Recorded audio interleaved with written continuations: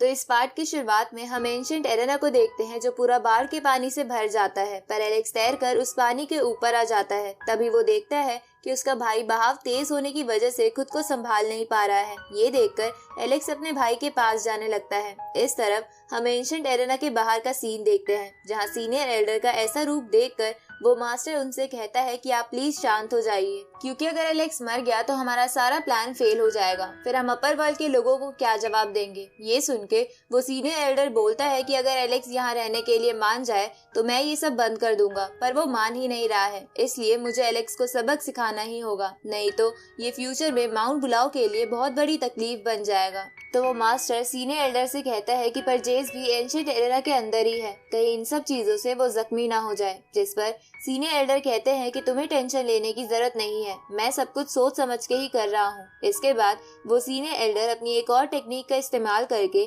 Ancient arena में एक puppet snake भेज देता है। इस तरफ हम एलेक्स को देखते हैं जो अपने भाई के पास आकर उसे तेज बहाव से बचा लेता है, पर तभी एलेक्स को महसूस होता है कि उसके आसपास कोई है, इसलिए एलेक्स इधर उधर देखने लगता है। उसी वक्त उसके पीछे एक बड़ा सा पपेट स्नेक आ जाता है और उन दोनों पर अटैक करने लगता है। ये देखकर एलेक्स अपने भाई जेस को अपने से दूर कर देता है और खुद उस पपेट स्नेक का अटैक झेल लेता है। इस तरफ हम एलेक्स के पेरेंट्स को देखते हैं, जहां एलेक्स की मॉम उस फॉर्मेशन में हल्का सा कट लगाने में कामयाब हो जाती है। जिसके बाद एलेक्स की मॉम अपनी पावर्स का इस्तेमाल करके अपने दोनों बेटों की सिचुएशन देख लेती है और उस सिचुएशन को देखकर बहुत ज्यादा घबरा जाती है। पर तभी उस फॉर्मेशन का क्रैक फिर से ठीक हो जाता है। तो एलेक्स का फादर यानी जेसन अपनी वाइफ से कहता है कि रुको, मैं भी इस फॉर्मेशन को कट करने की कोशिश करता हूँ। इसके बाद जेसन अपनी स्पेयर को उस फॉर्मेशन की तरफ फेंकता है, जिससे उस फॉर्मेशन में क्रैक बनने लगता है, लेकिन उसी वक्त वो फॉर्मेशन जेसन की स्पेयर को पीछे फेंक देती है। ये देखकर जेसन अपनी वाइफ से कहता है कि ये फॉर्मेशन बहुत ही पावरफुल है, इसे तोड़ा नहीं जा सकता। इधर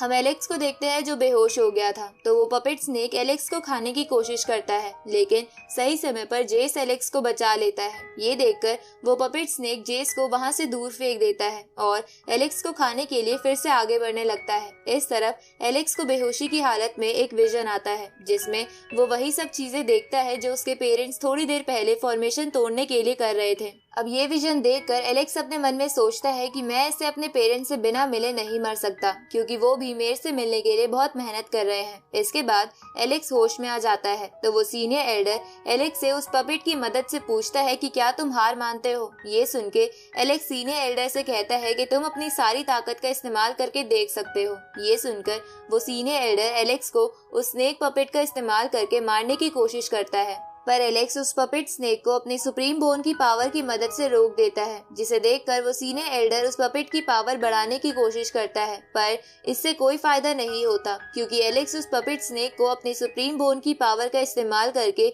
उसे मारने में कामयाब हो जाता है। ये देखकर वो सीनियर एल्डर हैरान हो जाता है और उसे समझ नहीं आता कि एलेक्स बस फॉर्मेशन गैदरिंग लेवल पर होने के बावजूद भी इतना पावरफुल कैसे हो सकता है। दूसरी तरफ जेस भी चौंक गया था। अब एलेक्स उस सारे पानी को एब्जॉर्ब करके फिर से उसे खून की बूंद में कन्वर्ट कर देता है और उसे अपनी सुप्रीम बोन में डाल लेता है, लेकिन इससे उसे ज्यादा फायदा नहीं होता। इसलिए एलेक्स बोलता है कि एक बेकार कल्टीवेटर का खून भी बेकार ही होता है। इधर ये देखकर वो सीनियर एल्डर सोचने लगता है कि एलेक्स की सुप्रीम बोन अभी तक ठीक से डेवलप भी नहीं हुई है, तो फिर वो मेरे ब्लड को एब्जॉर्ब कैसे कर पाया। तभी एलेक्स उससे कहता है कि तुमने मेरे पेरेंट्स को यहाँ कैद कर रखा है, साथ ही माउंट ब्लॉ के लोगों ने मेरे ग्रैंडफादर को भी मार दिया, ऊपर से तुमने मेरे भाई को भी मुझसे लड़वाने की कोशिश की, इसलिए अब मैं तुम्हें नहीं छोड़ूंगा। ये सुन के सीनियर एल्डर कहता है कि तुमने मुझ जैसे भगवान को चुनौती दी है, अब तुम बहुत पछताओगे। इसके बाद वो सीनियर एल्डर एंशिएंट एरेना में आ जाता है और एलेक्स से कहता है कि तुमने बार बार मुझे चैलेंज करके मुझे बहुत गुस्सा दिला दिया है। अब वो सीनियर एल्डर अपना एक बाल तोड़कर एलेक्स से कहता है कि चलो देखते हैं कि क्या तुम मेरे एक बाल के आगे भी टिक पाते हो या नहीं। इसके बाद वो सीनियर एल्डर अपने हेयर को एलेक्स की तरफ फेंकता है, जिसे एलेक्स अपने बेल ट्रेजर की मदद से रोकने की कोशिश करता है, पर इसमें उसे बहुत प्रॉब्लम हो रही थी, जिसे देखकर सीनियर एल्डर एलेक्स से कहता है कि तुम अपने आप को पावरफुल समझने की गलतफहमी अपने मन से निकाल दो। तभी सीनियर एल्डर का बाल उस बेल ट्रेजर को तोड़कर एलेक्स पर कई सारे अटैक्स की फॉर्म में जाकर लगता है, जिससे वहां धुआं धुआं हो जाता है, जिसे देखकर सीनियर एल्डर को लगता है कि एलेक्स मर गया। इसलिए वो बोलता है कि अगर एलेक्स तुम मेरी बात मान लेते तो आज इतनी कम उम्र में नहीं मरते।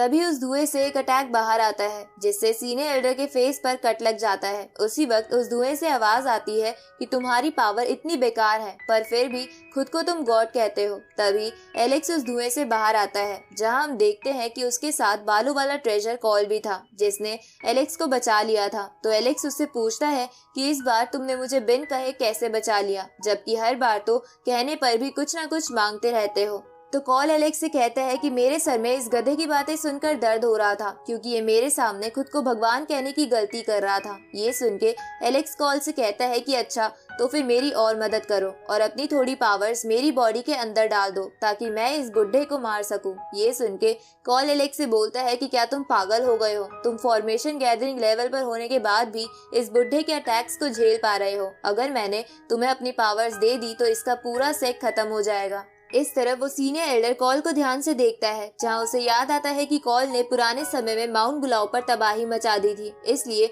अब ये याद आने पर सीनियर एल्डर वहां से भागने की कोशिश करता है क्योंकि वो समझ गया था कि कॉल बहुत पावरफुल है। ये देखकर कॉल एलेक्स से कहता है कि इस बुढ़े की हरकतें देखकर मेरा सर और तेज दर्द हो रहा है, इसलिए चलो मैं तुम्हारी नहीं बल्कि तुम्हारी स्वॉर्ड की पावर बढ़ा देता हूँ। अब कॉल एलेक्स की घोस्ट स्वॉर्ड की पावर बहुत बढ़ा देता है। इधर सीनियर एल्डर एक टेलीपोर्टेशन सिस्टम का इस्तेमाल करके वहां से भागने की कोशिश करता है पर कॉल उसे वहां से भागने नहीं देता। ये देखकर उस सीनियर एल्डर को समझ नहीं आता कि उसके साथ क्या हो रहा है। तभी एलेक्स सीनियर एल्डर से कहता है कि क्या तुम इतना डर गए हो जो तुम्हें बाहर जाने का रास्ता तक नहीं मिल रहा, जिस पर सीनियर एल्डर कहता है कि मुझे पता है ये सब कॉल कर रहा है। इसके बाद एलेक्स उससे पूछता है कि मेरे पेरेंट्स कहाँ हैं, जिस पर सीनियर एल्डर एलेक्स से झूठ बोलता है कि वो माउंट बुलाओ में नहीं है। ये सुन के एलेक्स सीनियर एल्डर पर अटैक करता है क्योंकि वो इस झूठ के बारे में समझ गया था। अब वो सीनियर एल्डर एलेक्स की स्वॉर्ड की पावर देखकर डर जाता है और उसे बता देता है कि उसके पेरेंट्स एक फॉर्मेशन में कैद है। जिसके बाद एलेक्स उस एल्डर से अपने ग्रैंडफादर के बारे में पूछता है तो वो सीनियर एल्डर कहता है कि तुम्हारे ग्रैंडफादर माउंट बुलाओ पर तुम्हारे पेरेंट्स से मिलने आए थे, लेकिन हडसन ने उन्हें बहुत इंजर्ड कर दिया था, पर मैंने सुना है कि वो अभी भी जिंदा है और अपर वर्ल्ड में है। ये सुन के एलेक्स उसे पूछता है कि क्या तुमने ये सुना है और अपनी आंखों से नहीं देखा, जिस पर सीनियर एल्डर कहता है कि हाँ मैंने ये बस सुना है पर मुझे इस बात पर विश्वास है और मैं तुम्हें भी अपर वर्ल्ड में जाने का शॉर्टकट रास्ता बता सकता हूँ। ये सुन के एलेक्स शॉर्टकट रास्ता जानने के लिए सीनियर एल्डर के पास जाने लगता है पर तभी वो सीनियर एल्डर चालाकी से एलेक्स पर एक अटैक कर देता है और मौका पाकर एक टेक्निक का इस्तेमाल करता है। जिसके बाद वो सीनियर एल्डर एलेक्स से कहता है कि एंशिएंट एरेना थोड़ी ही देर में पूरी तरह तबाह हो जाएगा जिसकी वजह से तुम मारे जाओगे, पर मैं इस निर्वाणा फॉर्मेशन की मदद से यहाँ से निकल जाऊंगा। ये देखकर जेस बोलता है कि क्या ये सच में एक सीनियर एल्डर कहलाने के लायक है, क्योंकि ये तो सिर्फ खुद ही यहाँ से निकलने की सोच रहा है। ऊपर से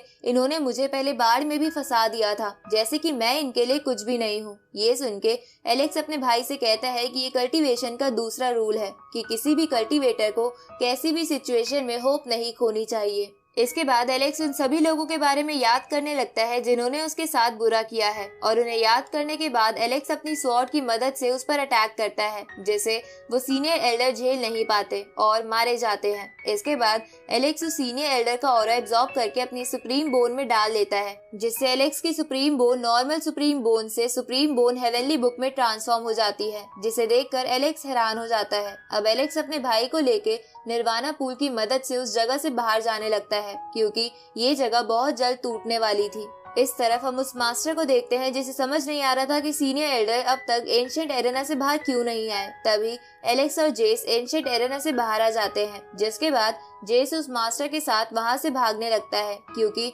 वो जगह फटने वाली थी। इधर एलेक्स भी अपने मॉम और डैड के पास जाने के लिए उस जगह से निकल जाता है। रात को हम एलेक्स को एक जगह देखते हैं जहां कॉल उसे बताता है कि सीनियर एल्डर को मारने की वजह से कॉल का दुश्मन जाग गया है। तभी वो जगह हिलने लगती है और हम कॉल के दुश्मन को देखते हैं जो बड़ा सा पहाड़ जैसा क्रिएचर था, जिसे देखकर एलेक्स हैरान हो जाता है। तभी वो क्रिएचर गुस्से में कहता है कि तुम यहाँ क्यों आए हो, और इसी के साथ हमारा ये पार्ट यहीं खत्म होता है।